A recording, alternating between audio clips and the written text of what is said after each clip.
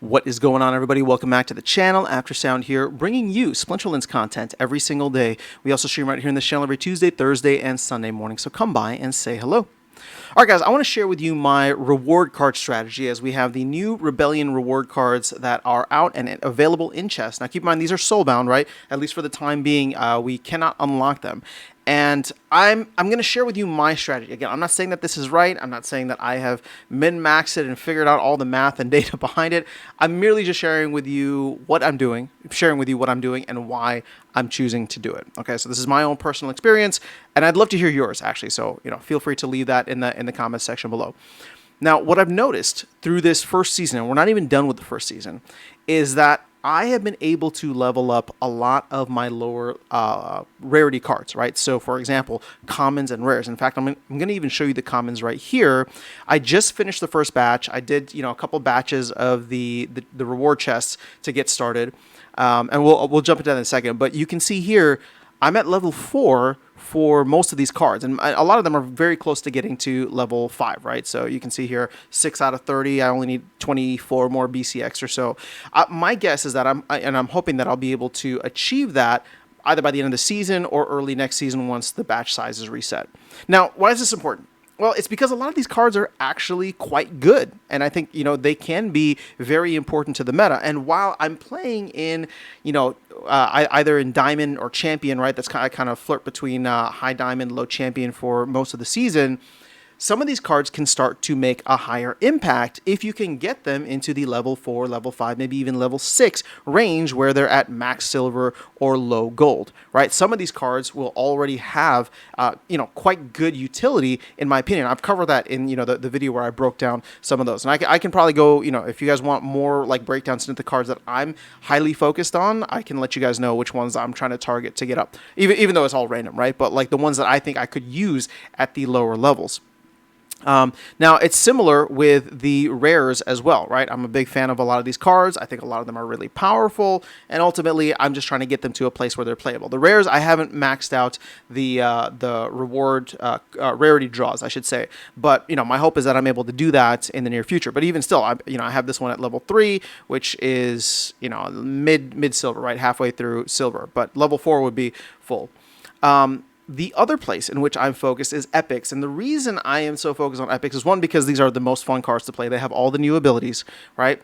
And I do think that a lot of these are going to be very meta-defining in many ways because of that. So, also, and lastly, these are the toughest cards to get just because of the way things shake out. You need 46 BCX for them. The amount that you get in the rarity draws. Like, I want to make sure that I'm maxing this out every single season.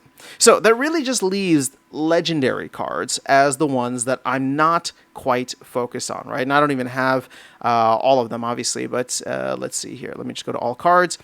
When I did my analysis, I think there are some that are okay. But at the end of the day, like, to me, the more valuable ones are going to be like these 1-mana cards where you can just like throw in. But again, this is just my own personal analysis. So if I go over into the shop now and share with you guys kind of like my strategy moving forward. Because this season, we went in and I just opened up like a bunch of stuff. And I was like, okay, this is super exciting. Let me just use all the glint that I'd saved up. But now I'm glint poor, right? I have less than 1,000 glint because I'm trying to get these cards as quickly as possible. So my strategy moving forward is going to be making sure that I always max out my epics, rares, and commons, at least for the time being, because I want to get all of those into a very playable area. Now, the thing is, with the increase in price to the legendary draws, up from 25,000 to 35,000, that's something that I'm just not as focused on right now, and I'm hoping that I'll be able to do and focus on that later. Now, here's the thing. Where do chests factor into this? You can still see that I have a lot remaining in batch 1, and I'll probably end up, finalizing that and the rare draws at some point just to complete batch 1. But moving forward, what I don't think I'm going to be spending on, or if I do, it's only going to be because I have like a ton of glint from somewhere, right, is ultimate chests. So at the beginning of the season, my plan for the time being is to max out the common draws and the rare draws as quickly as possible. Move on to the epic draw so that I'm maxing out the and when I say max, I'm talking about like the batch sizes, right? Do all of the card rarities first, just so that I know I'm getting cards. I'm not worried about energy. I'm not worried about merits. I'm not worried about any of that. And therefore, I get to spend a majority of the season with these cards, and hopefully starting to benefit from a lot of the Rebellion cards that will have, some kind of play in the meta. And I've started to see them get used actually quite a bit, which is pretty cool. So my focus is going to be on getting these all leveled up as quickly as possible. Maybe not maxed out, but definitely leveled up to a place where I think, okay, these cards are playable now, and I want to be able to just kind of like run through it as quickly as possible. Legendary draws are ones, at least for the next couple of seasons, I'm going to save until the end of the season. I'm not going to worry about it too much. And like I said earlier, in terms of the ultimate chests, I'm going to, unless I get glint, I'm not going to worry about that either. So it comes down to the major and minor chests, at which point I'm going to focus on doing these towards the end of the season. And the reason for that is I want to be able to climb up and essentially get all of that extra energy once I've achieved like champion or something like that, right? So that the glint per win is higher at that level. And I know, ultimately all this stuff evens out anyway, right? Because like if I get the major chest at the beginning of the season, that means I just get to champion faster, right? Because I'm spending more energy to work my way up. So I understand. To me, there's just a little nuance there because I want to spend most of the first parts of the season not fighting with a lot of the higher level accounts that have better cards than me, and using up a lot of my energy on that. I think a lot of people still recognize that, like, beginning of season is tough, right? Everybody gets pushed down, and, until things normalize out, you are going up against, potentially some heavy hitters. So at this point, it's just like, let me get as many cards as possible so that I can utilize those assets to help actually in wins rather than getting more opportunities to win. Once we get to the second half of the season and things are normalized out and I'm playing against competition that I'm much more competent in beating, right? They're equal, and my win rate kind of finds its way to 50-50.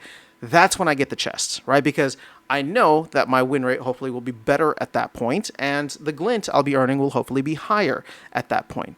And then anything left over, if I do have it, I will start to spend on legendary draws. But you can see, like, I've only spent 2 this season. It's stupidly expensive. And I'm, as somebody in Champion, I get like 1,000 glint per win, right? So while that's not a huge amount, it's also not a tiny amount. I'm earning on average like 1,056 per win here.